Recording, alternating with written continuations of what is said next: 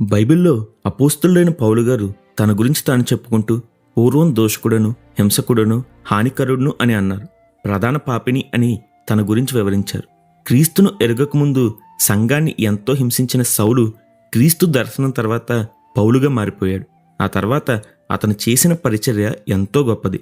సరిగ్గా ఇలానే భారతదేశంలో ఒక వ్యక్తి దేవుణ్ణి ఎంతో ద్వేషించి బైబిల్ను కాల్చివేశాడు. కానీ ఆ తర్వాత క్రీస్తు స్వరూప దర్శనంతో బ్రతుకు మార్చుకుని భారతదేశపు అపోస్తలుడని, రక్తం కారుచున్న పాదాలు గల సువార్తికుడు అని పేరు తెచ్చుకున్నాడు. అతనే సాధు సుందర్ సింగ్.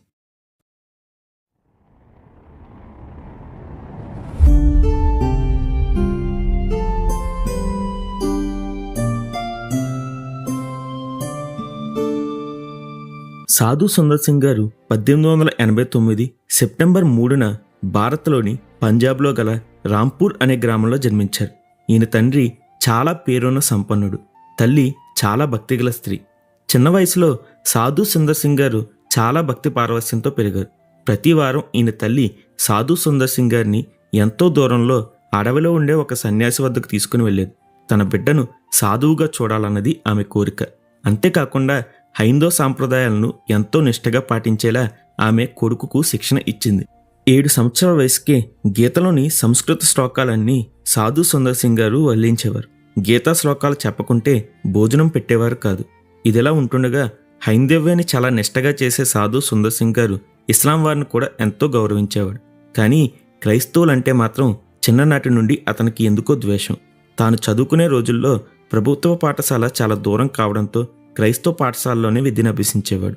కానీ ఎందుకో పాఠశాలలో క్రీస్తుని గురించి చెప్పినా, క్రైస్తవులను చూసినా చాలా అసహించుకునేవాడు. ఎక్కడైనా ప్రార్థనా కూటాలు జరుగుతుంటే అక్కడికి వెళ్ళి వాటిని పాడు చేసేవాడు. వచ్చిన వారిపై పేడ విసరడం, రాళ్ళు విసరడం, గోలగా కేకలు వేయడం వంటివి చేస్తూ వాటిని చెడగొట్టేవాడు. తన జీవితంలో ఎన్నోసార్లు చిన్ననాడు బైబిల్ను చింపివేశాడు.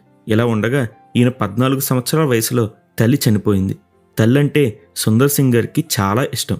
కానీ ఈయన ప్రవర్తన మాత్రం మారలేదు. ఈసారి ఇంకొంచెం ముందుకు వెళ్ళి ఒక బైబిల్ను తెచ్చి ఒక్కొక్కటిగా పేజీలు చింపి దానిని తగలబెట్టాడు. అయితే ఈ సంఘటన తర్వాత తన హృదయంలో దేవుని కొరకే తృష్ణ మొదలైంది. ఉన్నపాటున దేవుడు ఎవరో తెలియాలి అనే ఆశ మొదలైంది. సరిగ్గా బైబిల్ తగలబెట్టిన 3 రోజుల తర్వాత ఉదయాన్నే లేచి తలస్నానం చేసి హిందూ ధర్మ గ్రంథాలను ముందు పెట్టుకుని చదువుతూ దేవుని ప్రత్యక్షత కొరకు ఎదురుచూశాడు. అలా ఆ రోజు గడిచి రాత్రి కావచ్చింది. ఇక విసుగు వచ్చిన సుందర్ సింగ్ గారు రాత్రి తమ ప్రాంతం గుండా వెళ్లే చివరి రైలు వెళ్ళిపోయాక, ఓ దేవా, నిజమైన దేవుడి ఎవరైనా ఉంటే నాకు కనిపించండి, లేదంటే ఉదయాన్నే వచ్చే మొదటి రైలు కింద పడి నేను చస్తా అని చెప్పి దేవుని కొరకు రాత్రంతా కనిపెట్టాడు. ఇక రైలు వస్తుంది అనే సమయానికి తెల్లవారుజామున క్రీస్తు ప్రభు ఈయనకు సాక్షాత్కరించాడు. సుందర్, నన్నెందుకు నీవు హింసిస్తున్నావు? నేను ద్వేషిస్తున్న యేసును అని చెప్పాడు. ఇది చూసిన సుందర్ సింగ్ గారి హృదయం తేలికైపోయింది. తాను చేసిన తప్పుకై దేవుని సన్నిధిలో పశ్చాత్తాపడ్డాడు.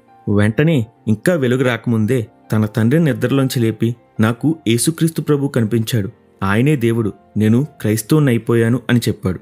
అంత ప్రొద్దున్నే నిద్రలేపి ఇలా చెప్పగా, సుందర్ సింగ్ గారి తండ్రి, 3 రోజుల క్రితమే బైబిల్ కాల్చావు, ఇప్పుడు క్రైస్తవునైపోయాను అంటావేంటి? నీకు పిచ్చి పట్టింది, పోయి పడుకో అని గసిరి సుందర్ సింగ్ గారిని పెద్దగా పట్టించుకోలేదు. కానీ సుందర్ సింగ్ గారు మాత్రం నిత్యం బైబిల్ చదువుతూ ప్రార్థన చేస్తూ ఉండటం చూసి పిచ్చి పట్టిందనుకుని గద్దించేవాడు. కానీ ఏదో ఒక రోజు మరలా మారిపోతాడనుకున్నాడు. కానీ సాధు సుందర్ సింగ్ గారు తన 16వ ఏట సిమ్లాలో ది పెరిష్ చర్చ్లో బాప్తిస్మం తీసుకున్నారు. అయితే ఇదంతా గమనిస్తున్న ఈయన తండ్రి సాధు సుందర్ సింగ్ గారిని క్రైస్తవ్యం విడవమని ఎంతో గద్దించాడు. ఇక చివరికి తన కొడుకు మారకపోవడంతో ఇంటి నుండి బయటకు పంపుతానని చెప్పాడు. ఇదే సమయంలో సుందర్ సింగ్ గారి బంధువుడు ఒకడు ఈయనను తన ఇంటికి తీసుకుని వెళ్ళి, నీవు తిరిగి సిక్కు మతం అవలంబిస్తే నా ఆస్తి అంతా నీకు ఇచ్చి నా కూతుర్ని నీకిచ్చి వివాహం చేస్తానన్నాడు. ఇది విన్న సాధు సుందర్ సింగ్ గారు, నిత్యరాజ్యానికి బదులుగా నశించిపోయే దేని కొరకు నేను ప్రాకులాడట్లేదు అని చెప్పి దానిని తిరస్కరించాడు. ఇక తన కొడుకు మారటం లేదు అని చూసిన సుందర్ సింగ్ తండ్రి ఇంటి నుండి పొమ్మని చివరిగా భోజనం ఏర్పాట్లు చేసి దానిలో విషం పెట్టి బయటకు పంపించేశారు. విషం పెట్టిన ఆహారం తిని బయటకు వచ్చిన సుందర్ సింగ్ గారు దగ్గరలో ఒక పాస్టర్ గారి వద్దకు వెళ్ళగా అగ్నిలా కాలిపోయే శరీరంతో ఆయన ముందు సుందర్ సింగ్ గారు కుప్పకూలిపోయారు. అయితే దేవుని కృప వలన కేవలం 2 రోజుల్లోనే ఎంతో ప్రమాదకరమైన విషం పుచ్చుకొని కోలుకొని తిరిగి లేచారు. దీని తర్వాత గలతీ 6:14 వాక్యం ప్రకారం మన ప్రభు అయిన యేసుక్రీస్తు శిలువయందు తప్ప మరి దేనియందును అతిశయించుట నాకు దూరమవునుగాక అని సువార్తకే ముందుకు కదిలారు. సుందర్ సింగ్ గారు సువార్త చేయడానికి భారతీయతను ఎంచుకున్నారు. ఎందుకంటే భారతీయులకు సువార్త మన భారతీయ పాత్రలో ఇస్తే అందరూ పుచ్చుకుంటారని, కానీ విదేశీ పాత్రలో ఇస్తే కొందరే స్వీకరిస్తారని కాషాయ అంగి, తలకు రుమాలు, ఒక సంచి, దానిలో బైబిల్తో క్రీస్తు శిష్యులకు చెప్పిన విధంగా సువార్తకే బయలుదేరాడు. ఈయనను చూసిన ప్రజలు సాధువు అనుకునేవారు. అవును, ఆయన సాధువే, ఒక క్రైస్తవ సాధువు. కాలినడకన గ్రామాలన్నిటిలో తిరుగుతూ ఈయన క్రీస్తు సువార్త చేసేవారు. ఒక్కొక్కసారి కొందరు వ్యక్తులు ఈయనపై రాళ్ళు విసిరేవారు, కొందరు కర్రలతో కొట్టేవారు. కానీ ఈయన మాత్రం సువార్తను ఆపలేదు. ఎవరైనా పిలిచి ఇస్తేనే ఏమైనా తీసుకునేవారు. డబ్బులు ఇస్తే అది దారిలో సహాయం కావలసిన వారికి ఇచ్చేసేవారు. ఏ రోజు సహాయం ఆ రోజే దేవుడు పంపిస్తాడని దేనిని మరుసటి రోజు వరకు దాచేవారు కాదు. ఎక్కువ ఉంటే దానం చేసేసేవారు. ఎన్నోసార్లు ఆకలితో బాధపడ్డారు. కొండ గుహల్లో వెళ్తుండగా ఎన్నోసార్లు తాను పడుకున్న గుహలోనే తన పక్కనే పులులు, చిరత పులులు పడుకునేవి. ఒకసారి కొండ చిలువ ఈయనపై చుట్టుకుని పడుకుని ఉంది. కానీ ఏ రోజు ఏ జంతువు ఈయనకు హాని చేయలేదు. దేవుడు తన దూతలను పంపి ఈయనకు సహాయం చేసిన రోజులు ఎన్నో ఉన్నాయి. ఒకసారి కాలినడకన ఒక కొండ దిగువకు వస్తే ఎదురుగా ఒక నది అడ్డు వచ్చింది. దానిని ఎలా దాటాలి అని ప్రార్థిస్తుండగా ఎంతో ఎత్తైన ఒక వ్యక్తి వచ్చి సుందర్ సింగ్ గారిని తన ఒక భుజంపై పెట్టుకుని నదిలో నడుచుకుంటూ తీసుకుని దాటించాడు. నిజానికి ఆ నది చాలా లోతుగా ఉంది. కానీ సుందర్ సింగ్ గారు తడవకుండానే ఆ నది దాటసాగారు. ఆ తర్వాత ఆ వ్యక్తి దాటించి మాయమైపోయాడు. దేవుడు చేసిన ఈ కార్యానికి సుందర్ సింగ్ గారు ఆయనను ఎంతో స్తుతించారు. సుందర్ సింగ్ గారు సువార్త చేస్తున్నప్పుడు ఎన్నో అద్భుతాలు జరిగాయి. ఒకసారి కృపారాం అనే వ్యక్తి సువార్త చేస్తున్న సుందర్ సింగ్ను పట్టుకుని పిడుగుద్దులు గుద్ది రక్తం వచ్చేలా కొట్టాడు. స్పృహ తప్పి పడిపోయిన సుందర్ సింగ్ గారు లేచే వరకు అక్కడే ఉన్నాడు. ఆ తర్వాత పైకి లేచిన సుందర్ సింగ్ గారు అతన్ని ఏమీ అనకుండా తిరిగి సువార్త చేస్తుంటే ఆ వ్యక్తి చలించిపోయాడు. ఆ తర్వాత ఈ కృపారాంనే ఒక సువార్తికుడిగా మారిపోయాడు.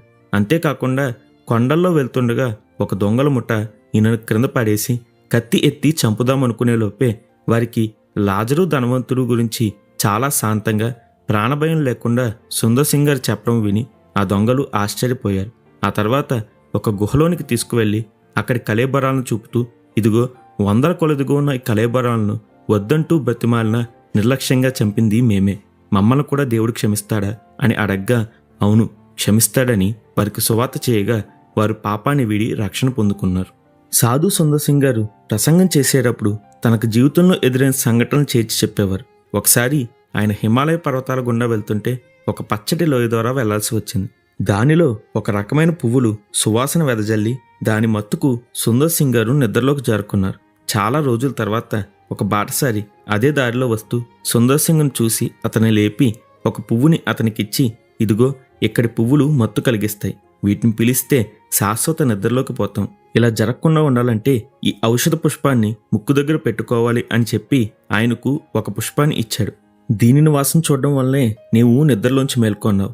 ఒకసారి నేను కూడా ఇలాగే వెళ్తూ నిద్రలోకి పోగా ఒక వ్యక్తి నాకు దీనిని ఇచ్చాడు. అప్పటి నుండి వీటిని నా సంచిలో వేసుకుని ఈ దారి గుండా ఎవరైనా వెళ్తుంటే వారికి ఇస్తూ ఉంటాను అని చెప్పాడు. ఈ వృత్తాంతాన్ని వివరిస్తూ సాధు సుందర్ సింగ్ గారు సాతాను కూడా ఆకర్షణీయంగా లోకాన్ని ఒక మత్తుగా చేసి మనల్ని ఇక్కడే శాశ్వత నిద్రలోకి పోనిస్తాడని, అందుకే క్రీస్తు విరుగుడితో మన వద్దకు వచ్చాడని సువార్త చేశారు.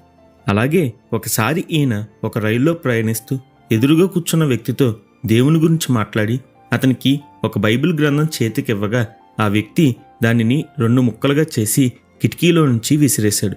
అది చూసిన సాధు సుందర్ సింగ్ గారు ఆ వ్యక్తితో, మీకు వద్దంటే ఇంకొకరికి ఇచ్చేవానిగా సహోదరుడా అంటూ చాలా బాధతో అక్కడి నుండి ముందుకు కదిలారు. కానీ కొన్ని రోజుల తర్వాత ఒక సువార్త కూడికలో వాక్యబోధ చేయడానికి సాధు సుందర్ సింగ్ గారు ఆహ్వానించబడ్డారు. అక్కడ వాక్యబోధకు ముందు సాక్ష్యాల సమయంలో ఒక సహోదరుడు తన సాక్ష్యం వినిపించారు.